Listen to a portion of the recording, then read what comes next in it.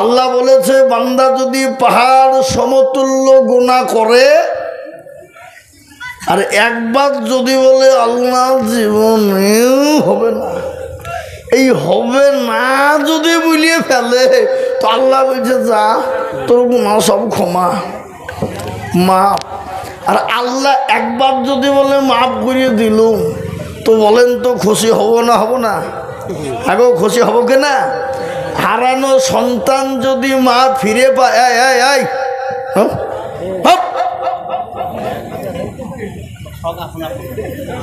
কেন প্রেমিকা ডাকছে নাকি?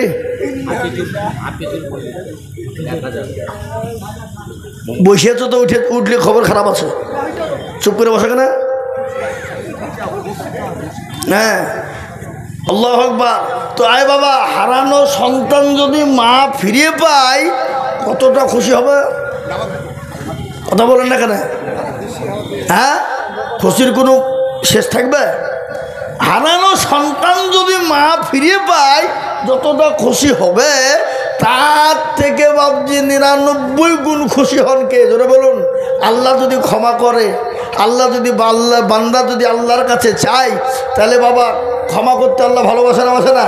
হ্যাঁ, তো আল্লাহ আমাদেরকে এতটাই ভালোবাসে বাবা, আল্লাহু আকবার। আমরা সকলেই জানি আমাদের মেন শত্রু কে গো? শয়তান। আল্লাহকে বলছে আল্লাহ আমাকে তুমি পাওয়ার দাও। বলে হ্যাঁ তুই কি পাওয়ার লুবে? বল তাড়াতাড়ি বল। হ্যাঁ, বলে আল্লাহ তুমি এমন পাওয়ার দিবা যে তোমার প্রতিটি বান্দা বান্দিকে আমি জাহান্নামে নিয়ে যাবো। তো জ্বালিয়ে যা শয়তান তোকে পাওয়ার দিয়ে দিল। এই কি ব্যাপার গো? ওটাও ঠিক আছে না? নমাজ পড়তে? ও আচ্ছা আচ্ছা। এখন নমাজ তো আমরাও পড়বো গো, বসেন নমাজ আমরাও পড়ব। হ্যাঁ এ বাবা, তো কথা হলো আল্লাহ এত বড় দয়ালু, শয়তান আল্লাহর কাছে বলছে আল্লাহ আমাকে পাওয়ার দাও। তো পাওয়ার লুবে? তো জ্বালিয়ে যা পাওয়ার দিয়ে দিল বাবা। শয়তান পাওয়ার পেয়ে বাবুজি বিরাট আনন্দ। তো আল্লাহ বলছে কি পাওয়ার নিবি? আর বলে আল্লাহ তোমার প্রতিটি বান্দা বান্দিকে জাহান্নামে নিয়ে দেবো। তো জ্বালিয়ে যা। তো শয়তান বলছে কি তাহলে আল্লাহ আমাকে তুমি পাওয়ার দিলে যে তোমার প্রত্যেকটা বান্দা বান্দিকে আমি জাহান্নামে নিয়ে দেবো। তো আল্লাহ বলে পাওয়ার তো তোকে দিল, কিন্তু আমি কত বড় দয়ালু আর রহমান রহিমেন তুই দেখবি নি? বলে কত বড়? ধর আমার বান্দা কত বছর বাঁচল? 100 বছর। তো 100 বছরের মধ্যে 99 বছর গুনাহ করলো, থাকলো ক বছর? 1 বছর। 1 বছরের মধ্যে বাবা 11 মাস গুনাহ করলো, থাকলো ক মাস? 1 মাসের মধ্যে 29 দিন গুনাহ করলো, থাকলো কদিন? একদিনে 23 ঘন্টা গুনাহ করলো, থাকলো ক ঘন্টা? 1 ঘন্টায় যদি এরকম করে হাতটা তুলি দিয়ে বলে আল্লাহ আর জীবনেও করব না, এই করব না বলে যদি একবার তওবা করে ফেলে তো আল্লাহ বলছে যা তোর 99 বছর 11 মাস 29 দিন 23 ঘন্টার গুনাহ যা ছিল আমি 1 ঘন্টায় ক্ষমা করে দিলাম। ধরে বলুন সুবহানাল্লাহ। শয়তান এরকম করে মাথায় হাত দিয়ে বলছে আল্লাহ এত গুনাহ করলো আর তুমি 1 ঘন্টায় ক্ষমা করে ফেললি? তো আল্লাহ বলছে এই শয়তান আমি ক্ষমা করব না তো তুই করবে? হ্যাঁ এ মুসলমান, সে আল্লাহকে আমরা চিনি? কথা বলুন। সে আল্লাহকে আজকে যদি আমরা চিনতাম বাবা তাহলে বলুন তো মুসলমানদের দুর্দিন হতো, মুসলমান লাঞ্ছিত হতো, মুসলমান ঘৃণিত হতো, মুসলমান মার খেত। আজকে গোটা ওয়ার্ল্ডের ভিতরে সব থেকে লাঞ্ছিত ঘৃণিত মার খেতে কারা? মুসলমানরা। কেন? খালি মুসলমানদের দোষে বাবা। কাটা দোষে? মুসলমানদের দোষে। আজকে মুসলমানরা যদি শুধরে যেত, আজকে মুসলমানরা আল্লাহ তার রসুলের দিনকে জীবনে ফিট করে নিত তাহলে জীবনেও মুসলমান মার খেত না বাবা। কেন? আজকে জালসার দিনে যেমন আমি আর আগে বললাম মেলা, এ বাবা হাগো মুর্শিদাবাদ জেলার ভিতরে সবথেকে নাম করা বাজার এবং হাট হলো বেলডাঙ্গা।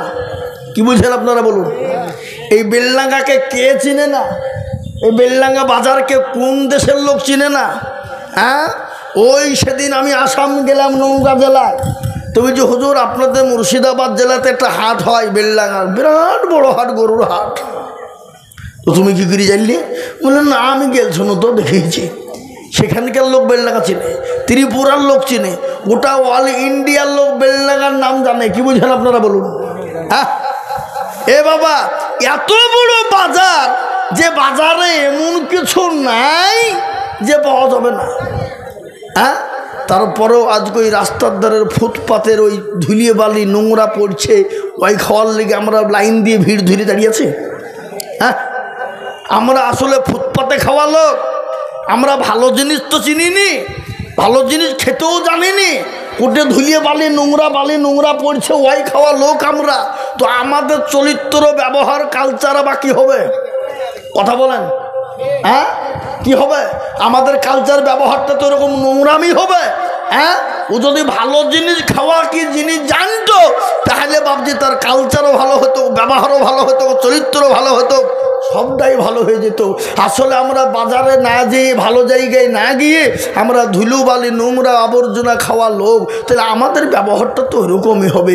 তাই আমি বলবো, ওগো মুসলমান, ওগো আল্লাহওয়ালারা, ওগো দিনওয়ালারা, ওগো কোরআনওয়ালারা, ওগো মুসলমান ঘরের ছেলেরা, আজকে তোমাদের অনুরোধ করছি বাবা ও ভাইরা, আজকে পৃথিবীর দিকে লক্ষ্য করে দেখো, পশ্চিমা দেশগুলোর দিকে লক্ষ্য করে দেখো, ফিলিস্তিনের দিকে লক্ষ্য করে দেখো, ইরানের দিকে লক্ষ্য করে দেখো, লেবাননের দিকে লক্ষ্য করে দেখো, ভারতবর্ষের দিকে লক্ষ্য করে দেখো, আজকে কতটা অসহায় মুসলমানরা, বুঝতে পারবা না। আমি আজকে একটা খবরে দেখছিলাম, আল্লাহু আকবার, ফিলিস্তিনের সামনে যে যুদ্ধ চলছে বাবা ইসরায়েলের সঙ্গে, এই যুদ্ধকে কেন্দ্র করে এমনভাবে ঘর ধসে পড়েছে বাবা। ইসরায়েল এমন হামলা দিয়েছে যে আল্লাহু আকবার, বাচ্চারা ছোট্ট ছোট্ট নিরীহ ছোট্ট ছেলেগুলা আপনার ওই ঘরের তলে পড়ে ফাঁক দিয়ে এরকম করে তাকিয়ে তাকিয়ে টুকি মেরে মেরে দেখছে। ওদের বাড়ানোর মতন কোনো পরিস্থিতি নাই, ওরা কি করে বাড়াবে সেটাও তাদের ক্ষমতা নাই। ওই ছোট্ট বাচ্চা, তারা তো অবুঝ, তারা তো জানে না, তারা এরকম করে বেরিয়ে বেরিয়ে দেখছে বাবা। আর দেখে দিল ঘুষে যাচ্ছে, মন আপনার বিগড়ে যাচ্ছে, কলিজা ফেটে যাচ্ছে। আজকে এত অসহায় মুসলমান, তারপরেও যদি এ জাতি আল্লাহকে না চিনে, এ জাতি যদি কোরআনকে না চিনে, এ জাতি যদি দিনকে না চিনে, এ জাতি যদি খারাপ জায়গা না ছেড়ে দেয়, এ জাতির কপালে খারাপ দৃশ্য আছে না নাই? জোরে বলুন, আছে না নাই? আচ্ছা বলুন তো, পৃথিবীর ভিতরে সব থেকে নোংরা জায়গা কোনটা গো? বাজার। কথা বলেন না কেন? বাজার। সব থেকে পৃথিবীর ভিতরে নোংরা জায়গা হলো বাজার, আর পৃথিবীর সব থেকে উত্তম জায়গা হলো, সে জায়গাটার নাম হলো মসজিদ। ওগো দরদি মুসলমান, আজকে মুসলমান মসজিদ ছেড়ে দিয়ে বাজারে প্রাধান্য দিল। আর শুনেলেন, যেদিন থেকে শুনেছি মুসলমানরা মসজিদ ছেড়ে বাজারকে প্রাধান্য দেবে, সেই দিন মুসলমানদের দুর্দিন এবং মুসলমানদের কপাল বড় খারাপ হয়ে যাবে। আজকে আমি আপনাদেরকে বলবো, বড় কষ্ট লাগে, দুঃখ হয় আমাদের। আমরা প্রতিদিন জালসা করি, এত কোরআনের কালচার, এত হাদিসের কালচার, এত দিনের কালচার, তারপরেও যদি আমরা এই জাতি না শুধরাই, এই জাতি না শুনি, তাহলে এই জাতির কপাল পোড়া আছে না নাই? জোরে বলুন, কপাল পোড়া আছে না নাই? আজকে আল্লাহর কাছে হাতটা তুলে দোয়া করি, আল্লাহ আমাদের দোয়া মঞ্জুর করে না, চাই না, আল্লাহকে হাতটা তুলে বলছে রব্বানা, আর আল্লাহ আমাদের কাছে মুখকে ফিরে নিয়ে বলছে শুনবো না। আল্লাহ বলছে তোর কথা আমি মানবো না। ওরে বান্দা, তুই নামাজও পড়বি, রোজাও করবি, কলমাও পড়বি, কোরআনও পড়বি, মসজিদেও যাবি, তারপরও আমি যেটা নিষেধ করেছি সে নিষেধ থেকে তুই বান্দা সরে যাবি, এটা আমি কখনোই শুনবো না। কিন্তু বান্দা একেবারের মতো আমার কাছে তওবা কর, আমি তওবার দরজা খুলে দিয়েছি। আল্লাহ কোরআনে বলে দিয়েছে, ইয়া আইয়ুহাল্লাযীনা আমানু তুবু ইলাল্লাহি তাওবাতান নাসুহা। আল্লাহ বলে, বান্দা আমার কাছে একটা বারের জন্য তওবা নাসুহ করে নিয়ে মসজিদে ঢুকে যা, কোরআনের দিকে লক্ষ্য করবে বান্দা, আমি আল্লাহ তোর জীবনের গুনাহকে ক্ষমা করে দেব, আমি আল্লাহ তোর বালা মুসিবতকে দূর করে দেব, আমি আল্লাহ তোর অভাব অনটন দূর করে দেব, আমি আল্লাহ তোর রুজি রোজগারে বরকত দেব, আমি আল্লাহ তোর বালা মুসিবতকে দূর করে আমি আল্লাহ তোকে দুনিয়াতে হেফাজত করব। আর আল্লাহ কোরআনে বলেছে মুমিন হবে যারা, মুমিন বান্দা হবে যারা, তাদের জন্য আল্লাহ কোরআনে বলেছে হাক্কান আলাইনা নাসরুল মুমিনিন। মুমিন হবে যারা, মুমিনদেরকে হেফাজতের দায়িত্ব নিয়েছেন কে? জোরে বলুন কে? আল্লাহ।